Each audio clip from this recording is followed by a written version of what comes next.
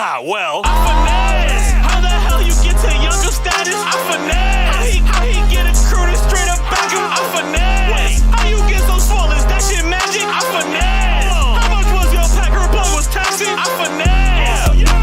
King of my call, I'm king of the talk, I'm king of the carry, you king of forgot. Now, normally especially when it comes to a game that I'm very curious to play or that I really want to play, I never really look at IGN reviews. I don't because IGN, and I'm pretty sure we all know this, but IGN is not really the best source material when it comes to when they review games. And don't get me wrong, I'm not saying everything that they review has always been bad. No, there are some games to where they're reviewed and it was pretty okay. I'm okay with that. And then you got games that's wait a fucking second. It's wait a fucking second, okay? Because what I'm about to react to today is Mario&Luigi Brothership review from IGN, right? I hopped on Twitter earlier today, scrolling down, right? And they gave this review a 5.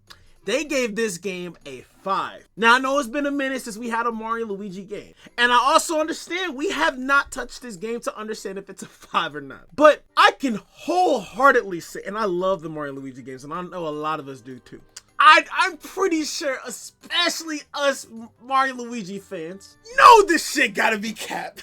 So, I'm not gonna delay any further. I'm gonna watch this whole thing. If I get spoiled a little bit, by all means, I don't mind. You know what I'm saying? Because I need to see, I need to just understand why they gave it a 5, you know?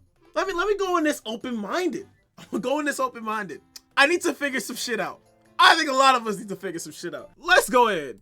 Mamma mia. If you've been living under a rock for the last year and are craving a Mario RPG, then I've got good and bad news. The good news is that Nintendo has put out 3 of them in the last 12 months, including 2 fantastic remakes. The bad news is that Mario&Luigi... I haven't played Thousand Year Door. I have played the Super Mario RPG remake. That was good. Good gaming. I never played Thousand Year Door, but I heard I gotta play Paper Mario 64 first, and then it goes into Thousand Year Door. But since there's a remake, I might as well cop the remake. But yeah. Brothership, the only fully original adventure of the bunch, is easily the worst. It's an incredibly frustrating return for a series I hold dear. Apart from its exciting action-packed battles, it fails in almost every way to recapture the magic of the best Mario&Luigi games while also clinging to their bad habits. That includes ridiculously chatty dialogue, overbearing hand-holding, and boring runtime padding fetch quests. Couple that with shockingly bad performance issues, and the nearly 10-year wait for a brand new Mario&Luigi game hardly felt worth it by the time the credits rolled. Oh, thank you. Oh, Mario!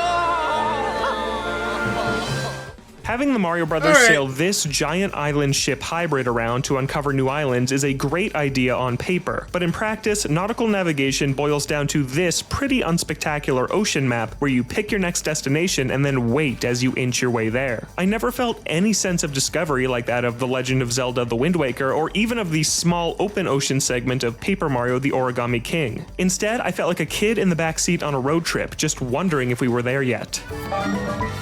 Speaking of kids, several choices make Brothership feel like baby's first RPG. It probably will be for plenty of kids out there, so that isn't inherently a bad thing, but this is the rare game starring Mario that feels designed specifically for ages 6 to 12 rather than ages 6 to 80. The tutorials and dialogue... Wait.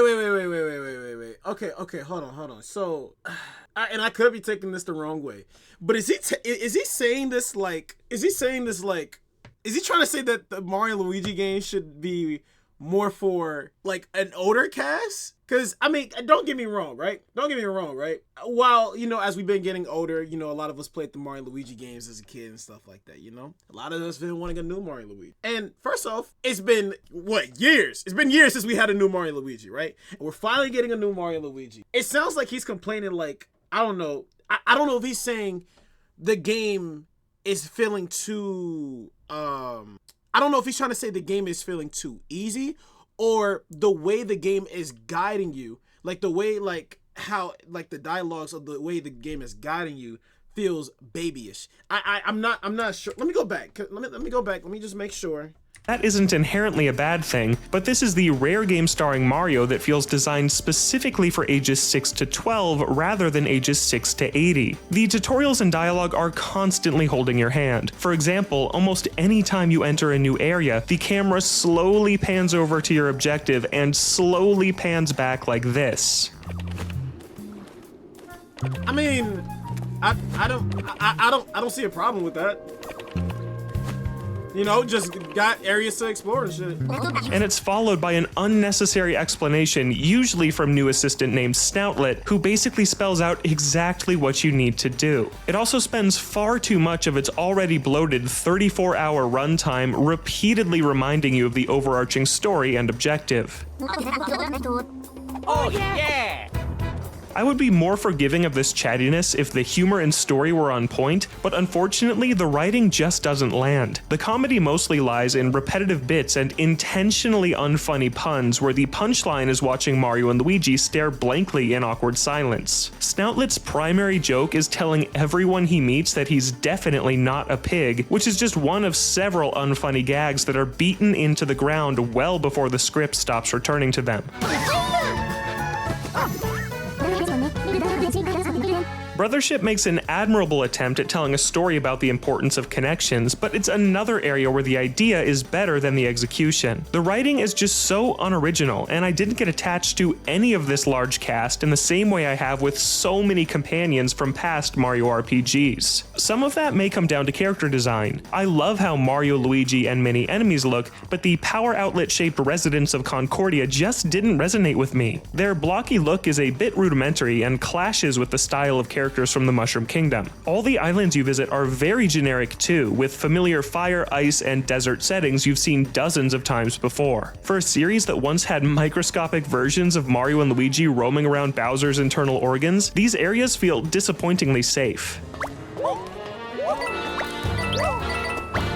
The whole adventure would probably... So I feel like what this person is like complaining about, at least to what I'm hearing in my ear, it sounds like this person's complaining like the elements that we usually have from Mario and Luigi, right? It's, I guess to him, it doesn't feel the same. You know what I'm saying? It doesn't feel the same.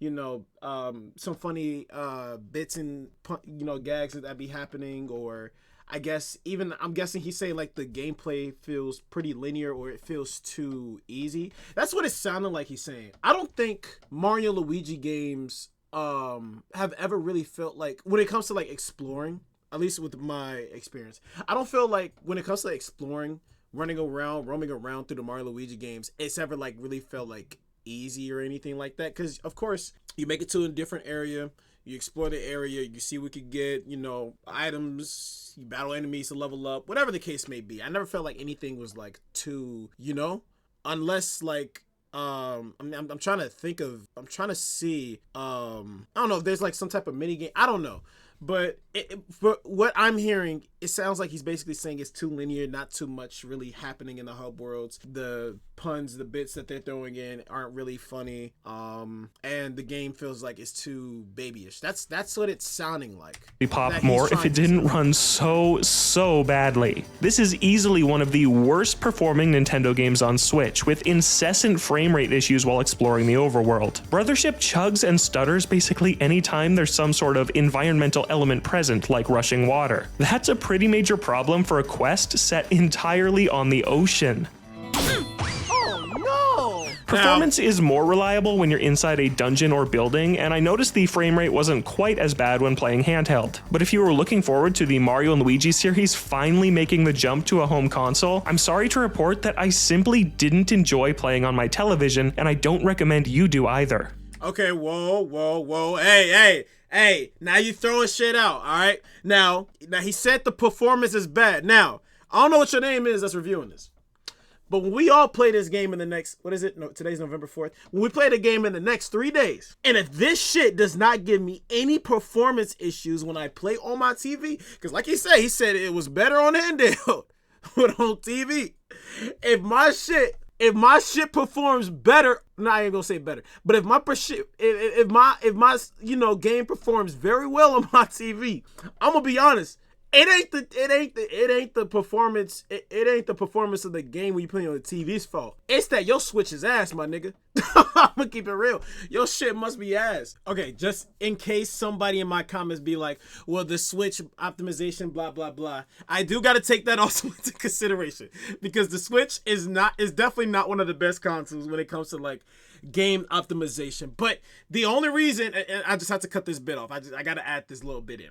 The only reason why I'm just thinking like no fucking way, right, is because mainly Nintendo game exclusives on the Switch run well, like Breath of the Wild, Metroid Prime, fucking remaster, Dread. I'm just saying the exclusive Nintendo Switch titles run pretty well on the Switch. So for him to say that this game does, because it looks good, but again, I don't know.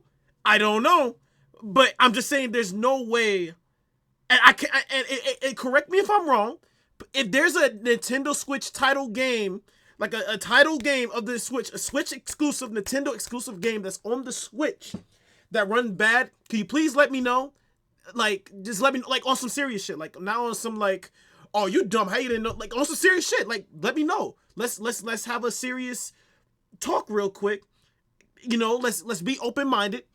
But it's still, I don't want to believe that this game might optimize well. I don't know. All right, y'all enjoy the video. That's me rambling.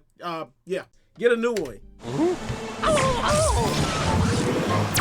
Luigi takes the L. Brothership isn't outright bad in a vacuum, but it's particularly disappointing because it fundamentally misunderstands the best elements of its own series. That's most clearly seen in how it completely mishandles Luigi. In past adventures, Luigi follows right behind Mario, and you platform and solve puzzles with the two of them as a unit you control. In Brothership's overworld, though, Luigi feels more like an NPC ally than a second protagonist. He follows Mario at a disconnected, awkward distance, he can jump on his own without you pressing a button, and many puzzles revolve around simply ordering Luigi to automatically do something for you. That loses the unique style of previous games and feels so watered down by comparison. Okay, now hold on. Now if this is true, then I can even admit that probably wouldn't feel as good.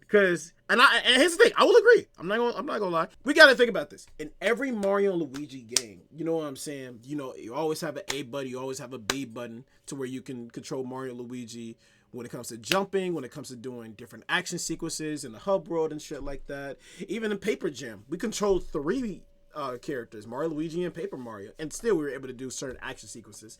Paper Jam, of course, not really being the best, but it wasn't that bad, honestly. I played Paper Jam for the first time last year, I want to say, and I enjoyed it. Besides the craft battles, because that was, but I mean, other than that, the game wasn't really that bad to me.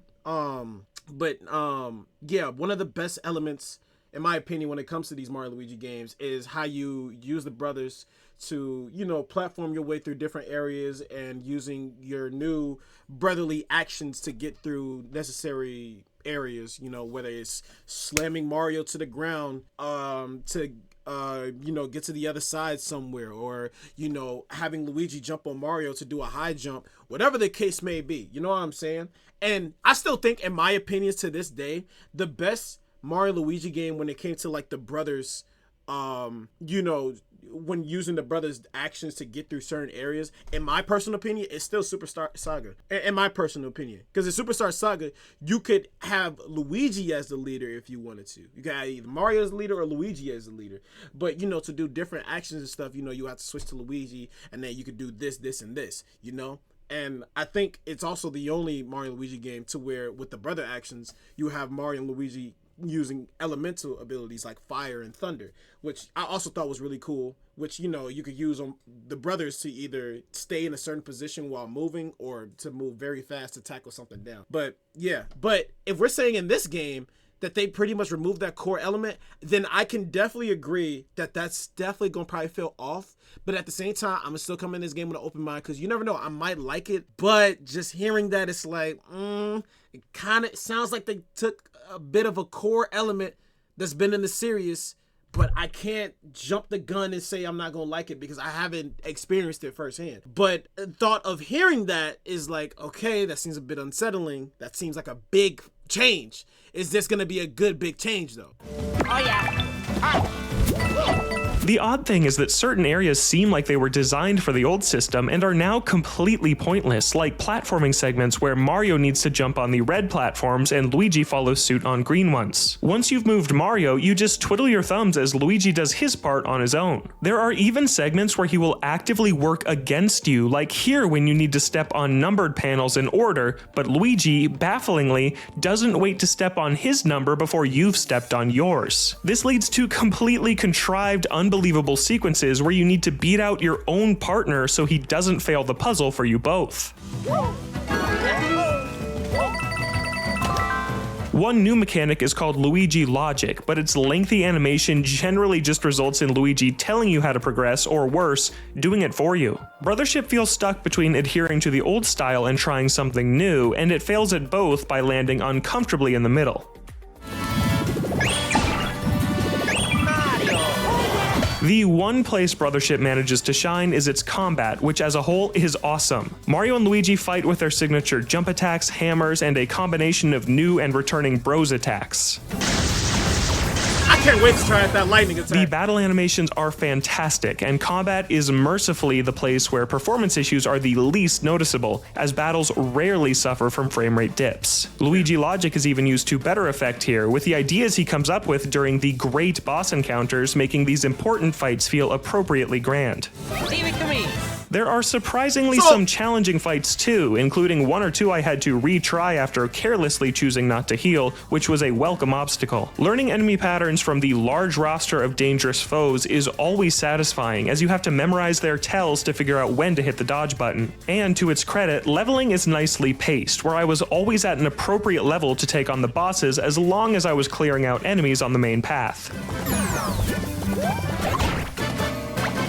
The smartest new wrinkle. So it's good to hear that combat has definitely still seems to have its like same feeling, same share, because combat in Mario and Luigi games feels so fucking good. So you know, hold on, I'm gonna talk about it at the end of the video because I just had a thought. In Brothership's combat are battle plugs, equipable modifiers that impact your power, defense, and more. So comparable like to if Paper Mario lets you swap out badges at the start of each turn. The Kaboom Attack plug deals minor damage to every enemy near your main target, while the Surprise Iron Ball drops a spiked ball on the enemy you attacked. To make things even better, some bonuses chain together. So if you have both of those battle plugs equipped at the same time, you'll drop an iron ball on every enemy impacted by the shockwave of damage. Many battle plugs work together in smart, surprising ways, and it's one of the only areas that doesn't spell everything out to you and allows you to piece together these powerful combinations on your own.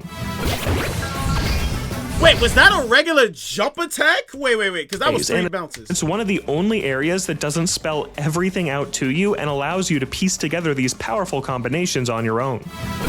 That's a regular jump attack, bro! But while combat is the best in the series, even it still wears thin before the end of the adventure. Without spoilers, the final third is a complete slog that adds nothing of substance beyond retreading the mediocre exploration and puzzle solving of the first 20+ hours. Brothership kept stringing me along and running in circles to the point where I felt like it was actively disrespecting my time. I would probably have been left with a much more positive impression if it ended at the 25-hour mark, because even the combat started to feel tired and repetitive as I was going through the motions trying to reach the conclusion. Huh?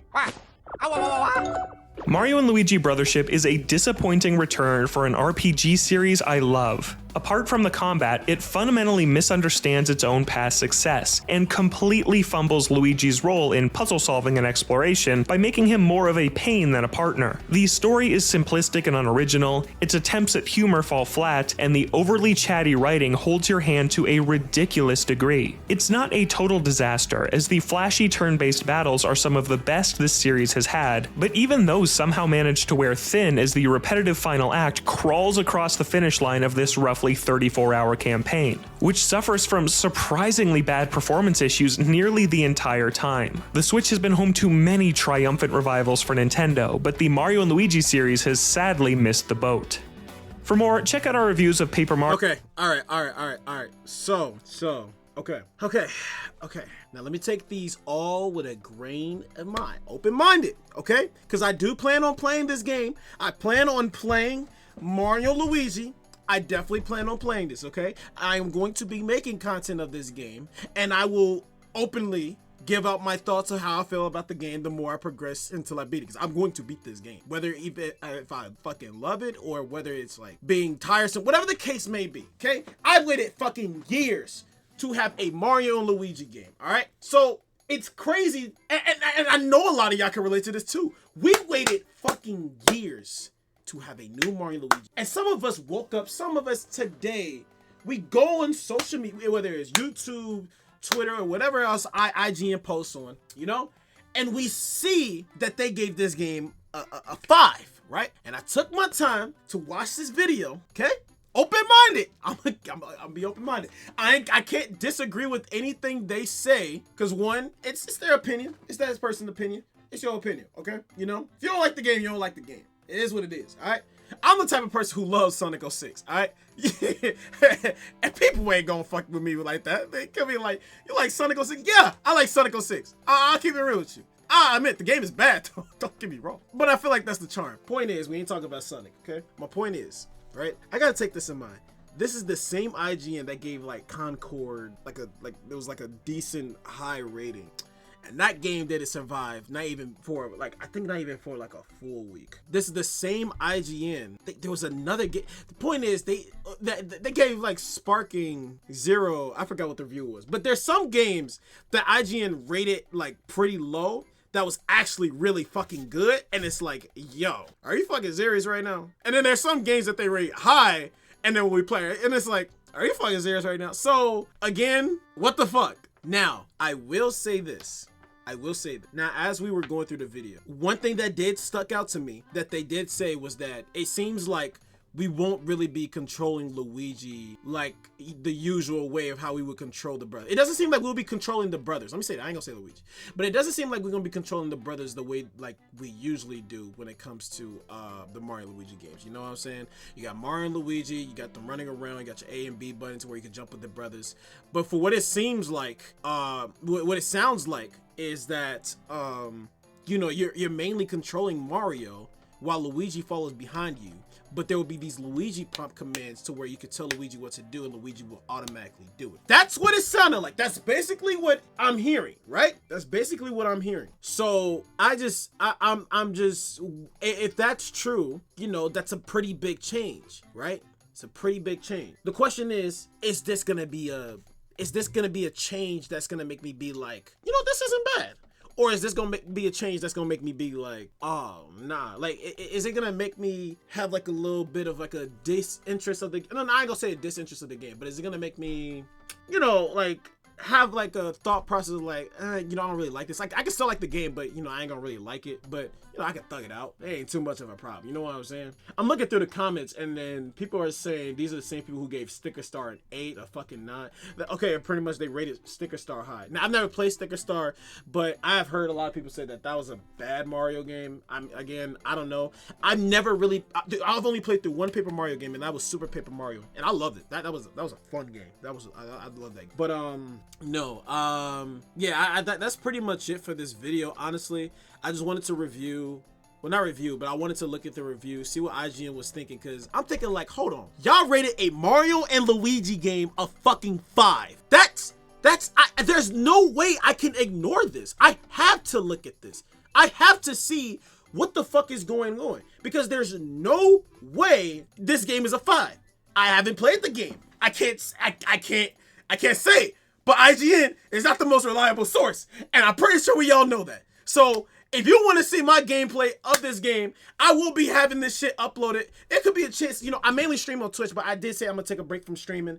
But there's a slight chance I may stream on YouTube. You know what I'm saying? Never streamed on YouTube, but there's a chance I may make myself stream on YouTube, playing the game live, and talk about how I feel. We'll see what the fuck happens. So I'll see y'all when this shit drops, okay?